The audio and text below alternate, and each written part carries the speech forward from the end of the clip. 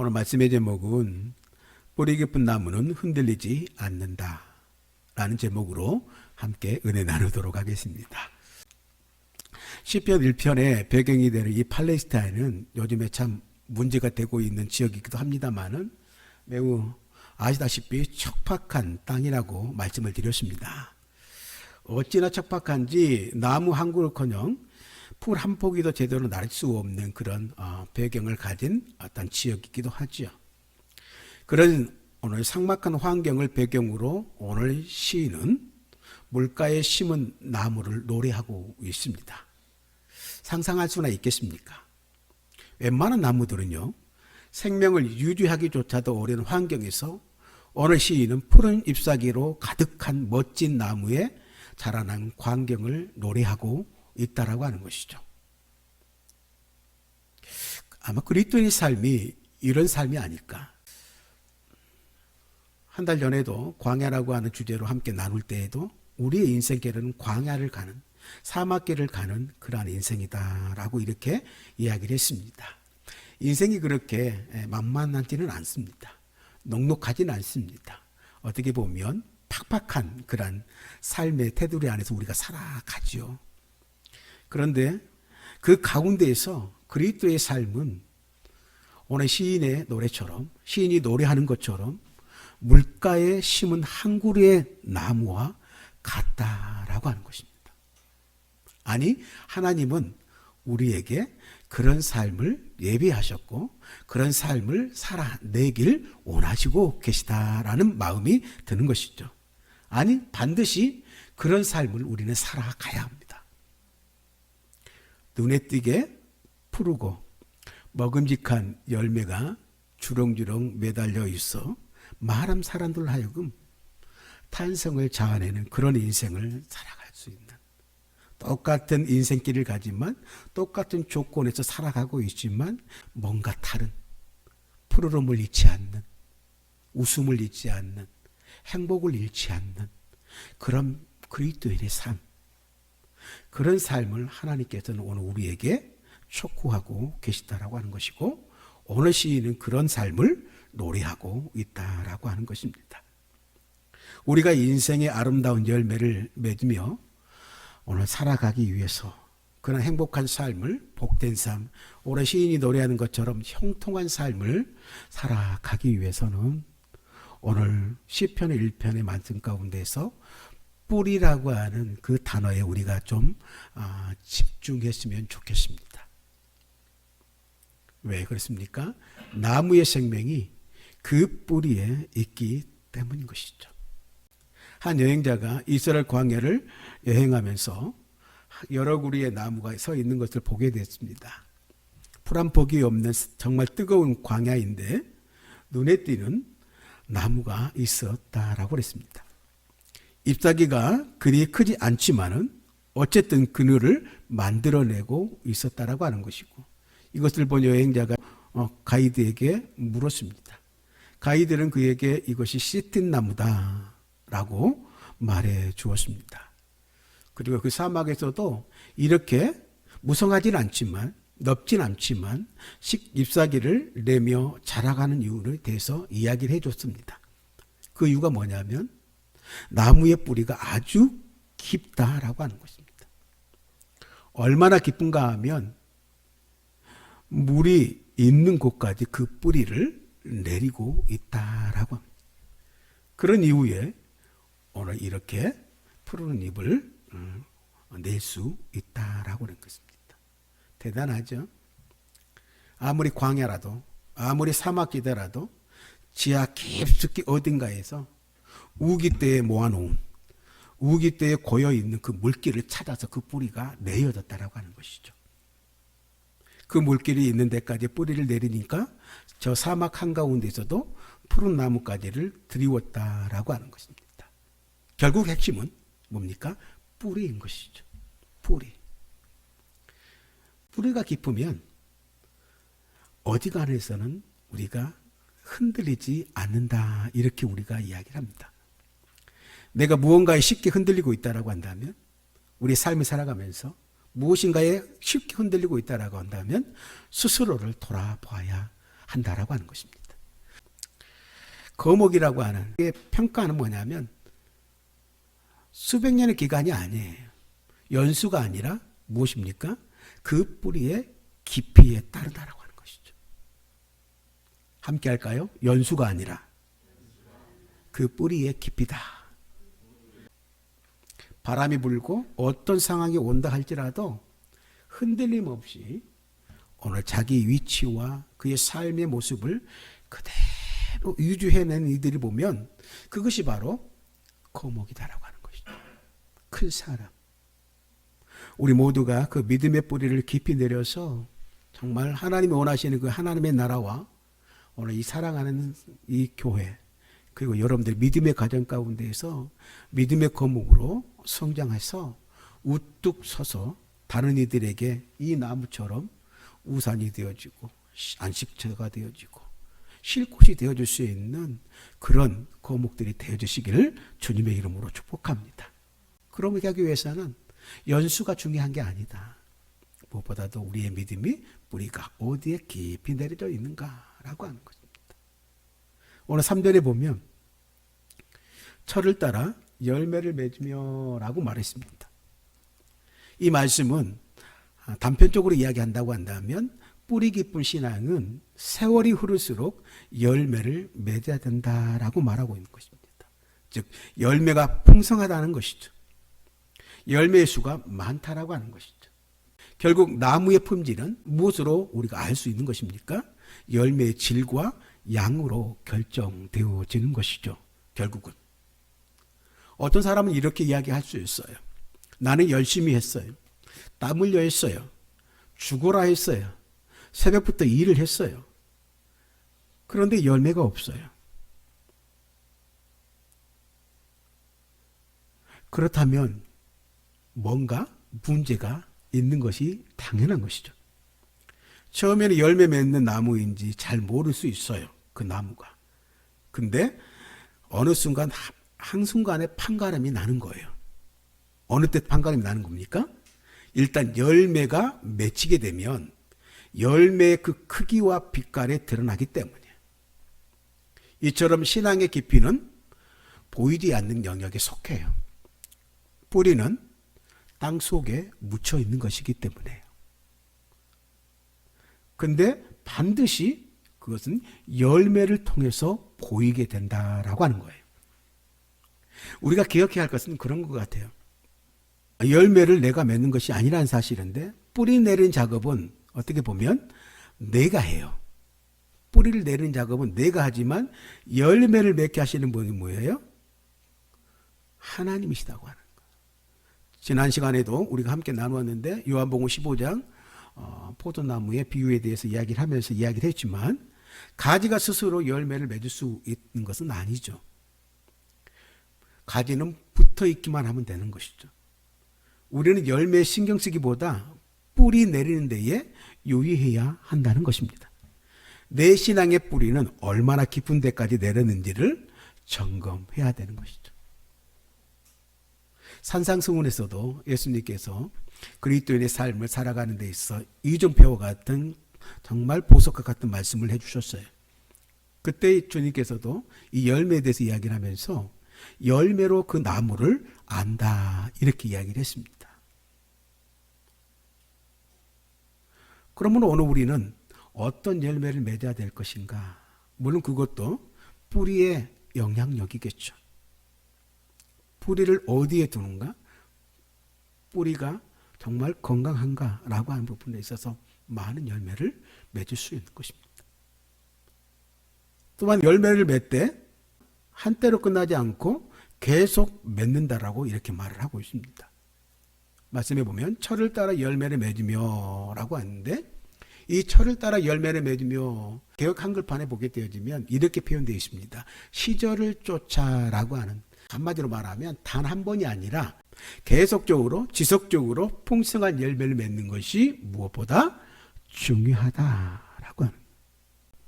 우리 모두는 시간이 흐를수록 세월이 지날수록 더 원숙해지고 더 깊이 있는 맛이 있는 풍성한 열매로 익어가기를 간절히 소원합니다. 한순간에 반짝하는 게 아니라 계속. 저는 그렇습니다. 우리 물론 작은 교회지만 여러 가지 환경적인 요소가 우리 교회 가운데 작용하고 있지만, 그러나 그럼에도 불구하고 교회는 자라나야 된다고 생각합니다. 여러분들의 삶 가운데에서 여러 가지 제한된 한계성이 드러나고 있지만, 그러나 그럼에도 불구하고 우리는 조금씩 시절을 쫓아 점점점 무르익어 가야 된다고 하는 것이에요. 이게 하나님의 마음이에요. 무엇보다도 오늘 우리 교회가 조금씩 변화되어지고 성장하고 성숙되어져 갈 수 있도록, 그리고 원숙한 그러한 교회가 되어서 모든 이들에게 이 풍성한 열매를 나눠줄 수 있는 그런 교회로 살아내기를 간절히 바랍니다. 아멘. 그리고 이 3절에 보게 되어지면 그 잎사귀가 마르지 아니함 같으니라고 말합니다. 그 잎사귀가 마르지 아니함 같다라고 하는 것은 나무가 어떤 어려움, 고난을 당해봐야 그 나무가 건강한지 알 수 있다라고 하는 것이죠. 고난을 겪어야 그 뿌리의 깊이를 알 수 있다, 이렇게 알 수 있는 것이죠. 좋은 때라면 알 수가 없어요. 신앙생활 하다 보면요, 참 별일들이 많이 있지 않습니까? 우리의 신앙을 통두리째 흔드는 그런 시험들이 많이 있죠. 그렇지 않아요? 그게 자식의 문제이든 내 어떤 삶의 자리의 문제이든 내 건강의 문제이거든. 내 삶을 통두리 때 흔들릴 때가 있어요. 근데 이겨내면 뿌리가 더 깊어지지만 지면 뿌리가 흔들리고 뽑히게 된다라고 하는 것이에요. 다시 세움을 받기까지는 참 힘든 그런 시간들을 견뎌야만 되는 거예요. 그래서 심기우고 뽑히고 그런 삶을 우리가 계속적으로 살아가게 되어지는 거예요. 그래서 그 말씀 가운데 순종하려고 노력해야 되는 거예요. 이 시기를 잘 보내야, 이 시기를 잘 보내면 뿌리가 건강하게 자리를 잡습니다. 할렐루야. 이 시기를 잘 견뎌내야 우리 교회가 뿌리를 든든하게 잘 내릴 수 있는 것입니다. 흔들리지 않는 거예요. 그런데 그 흔들리게 하는 그런 요소들이 있다라고 하는 거예요. 1절입니다. 악인들의 꾀를 따르지 아니하며 죄인들의 길에 서지 아니하며 오만한 자들의 자리에 앉지 아니하고. 이 시편의 기자는 그의 삶 가운데에서 이렇게 입이 마르게 하고 뿌리를 힘들게 하는 그런 요소들이 있다라고 하는 거예요. 이 악인들, 죄인들, 유혹하는 이들이에요. 여기서 악인이나 죄인이나 오만한 자는 하나님을 의중에 두지 않는 사람을 일컬어 하는 말이다라고 하는 것입니다. 하나님을 의중에 두지 않는 사람. 그래서 이들의 특징에 대해서 4절에 이렇게 이야기를 하고 있습니다. 오직 바람에 나는 겨와 같도다라고 말해요. 이 사람들을 향하여. 바람에 나는 겨, 그 가벼운 벼가 바람에 따라 굴러다니는 모양을 상상해 본다고 한다면 그는 방향도 기준도 중심도 없이 바람의 방향대로 흘러가게 되는 것이죠. 한마디로 말하면 세상의 풍조에 휩쓸려 살아가는 사람을 이야기를 하는 것이에요. 매우 현실적이고 보여. 요령 있게 살아가고 있는 것 같지만, 그러나 그들에 대한 성경의 입장은 단호하다라고 하는 거예요. 무엇입니까? 그들은 악인이요, 죄인이요, 오만한 자라라고 말하는 거예요. 그리고 그 심판의 날에 견디지 못할 것이다라고 말하는 거예요. 성경의 길, 악인의 길은 뭐라고 했습니까? 망하리로다라고 기자는 우리에게 분명하게 이야기를 하고 있습니다. 6절입니다. 무릇 의인의 길은 여호와께서 인정하시지만 악인들의 길은 망하리로다. 우리는 살아가면서 정말 뿌리치기 어려운 이들의 큰 유혹을 받게 됩니다. 세상의 유혹이죠. 그러나 쉽게 문제를 해결하려고 들리면 항상 보이지 않는 덫에 걸리게 되어 있다라고 하는 거예요. 세상이 거저 허락될 일은 아무것도 없어요. 한번 덫에 걸리면 어려움과 그 악순환이 계속 반복되어지는 것을 우리는 보게 되었습니다. 그리스도인은 자신에게 찾아온 고난을 통해서 하나님의 법칙을 배우고 하나님의 원리를 깨닫는 그 기회로 삼는 사람이 그리스도인입니다. 할렐루야. 고난을 통과하는 것 그 자체가 아니라 늘 말씀드리지만 고난을 통해 신앙이 여물어져 간다는 사실을 그것이 참 중요하다고 하는 거예요. 우리가 붙들어야 할 진리가 이것입니다. 한편으로 보면 따라서 할까요? 고난은 하나님의 말씀에 뿌리내릴 소중한 기회이다. 고난은 하나님 말씀에 뿌리내릴 소중한 기회다. 고난이라고 하는 것은 우리의 입을 마르게 하는 것은 하나님께서 우리의 신앙에 물을 주고 영양분을 공급하는 기회이기도 하다라고 하는 거예요. 더 나아가 이 시간을 통해서 하나님의 이끄심을 체험하는 가운데 신앙을 견고히 뿌리내리는 기회의 시간이다 라고 말씀드리는 것입니다. 이렇게 뿌리가 깊어지면 깊어질수록 어떻게 됩니까? 신앙도 성숙해지고 원숙해질 수 있다라고 하는 거예요. 신앙이 자라면 자동적으로 뭐예요? 마침내 열매를 맺게 되는 것이죠. 그렇게 되면 이전의 문제되었던 것들이 자동적으로 해결되어지는 것을 보게 됩니다. 이것이 되면 이전에 문제됐던 것들이 자동적으로 해결되어지는 거예요. 아니 보다 근본적인 해결이 되어 문제가 문제거리로 우리에게 여겨지지 인식되지 않는다는 거예요. 마치 그런 것 같아요. 우리가 자라났기 때문이죠. 성숙해졌기 때문에. 아이들이 어릴 때에는 돌뿌리에도 문지방에도 넘어지고 자빠지지 않습니까? 다치지 않습니까? 그렇다고 해서 부모가 모든 돌뿌리를 문지방을 다 제거할 수는 없지 않습니까? 해결 방법은 하나예요. 아이가 자라는 그 순간 그것은 무용주물이 되는 거죠. 자라면 어느 날 돌뿌리가 의식되지 않아요. 마찬가지로 우리 인생에도 각가지 문제가 여전히 존재합니다. 그 잎사귀를 마르게 하는, 그래서 열매를 못 맺게 하는 그런 여러 가지가 우리 안에는 상황 가운데는 이 악한 자들이 이 세상의 풍조의 그 유혹, 세상의 유혹이 우리 가운데 분명히 있다라고 하는 것이죠. 신앙의 열매를, 믿음의 열매를 못 맺게 하는 그런 유혹들이 우리 가운데 있다라고 하는 것이죠. 그것이 오늘 우리의 문제가 되어지는 것이죠. 근데 다만 우리가 영적으로 자라고 나면 더 이상 그것은 문제거리가 안 된다는 것을 우리는 분명히 알고 있어요. 영적으로 자라고 나면 더 이상 그게 문제거리가 안 되는 거예요. 그러나 영적으로 자라지 않는다라고 한다면 온갖 것들이 나의 삶을 괴롭히는 문제가 되는 것입니다. 세상의 모든 것들이 나에게 시험거리로 다가와요.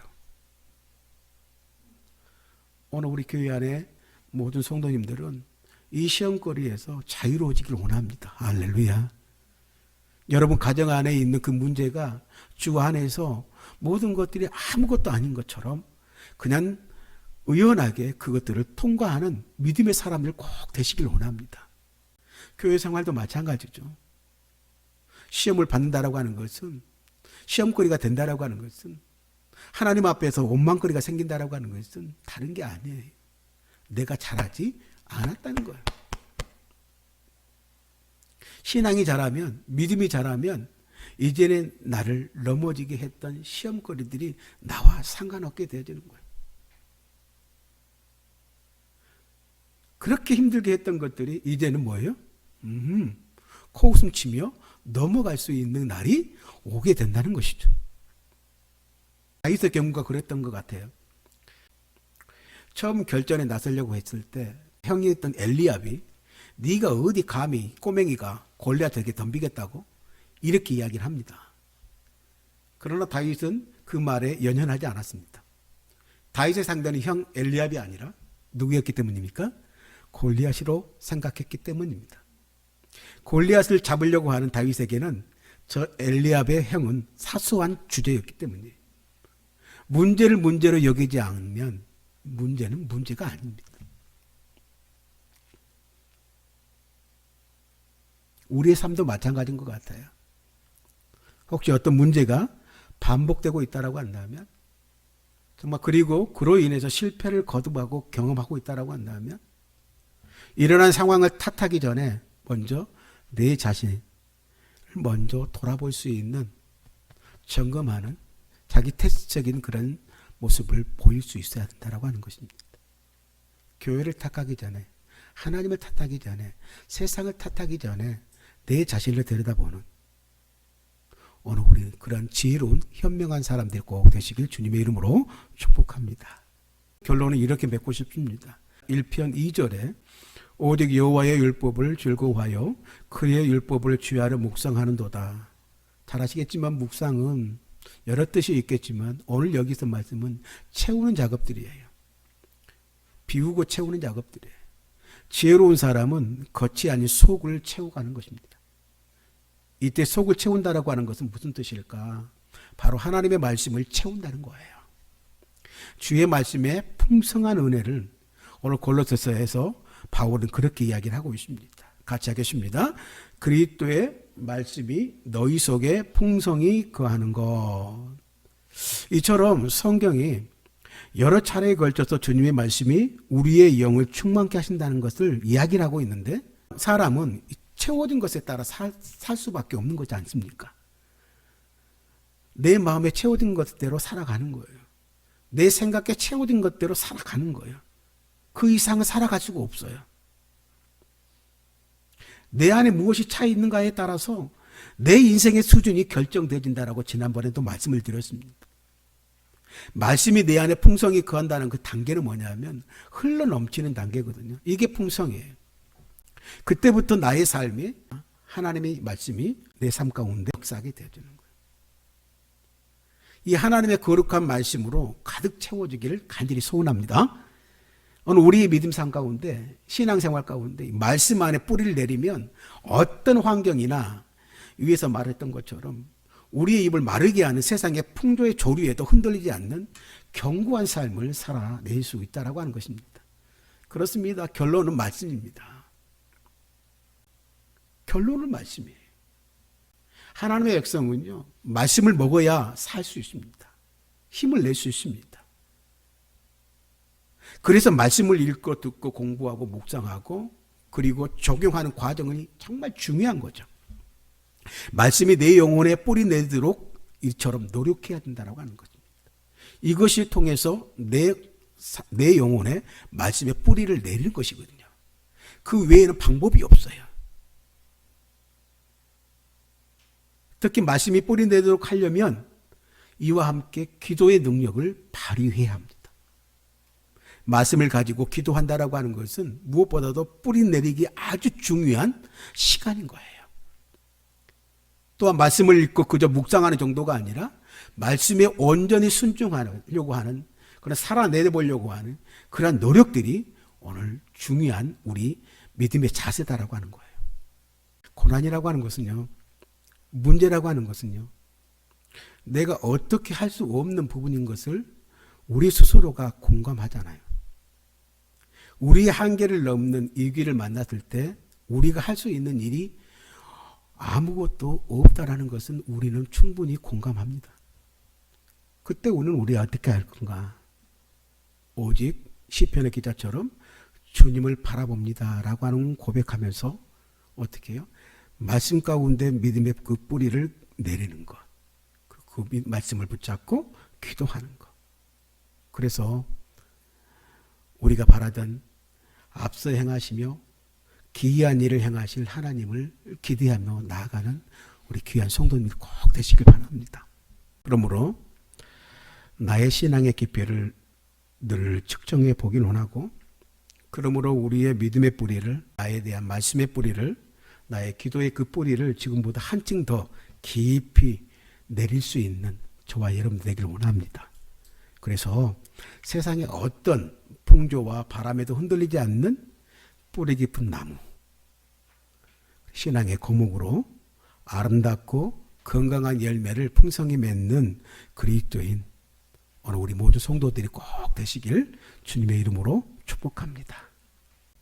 무엇보다도 뿌리 깊은 나무는 흔들리지 않는다는 것과 신앙은 길이가 아니라 깊이의 문제라는 사실을 깊이 인식하시면서 함께 한 주간을 바라보면서 더욱더 믿음의 뿌리를, 신앙의 깊이를 더할 수 있는 한 주간이 되시길 축복합니다.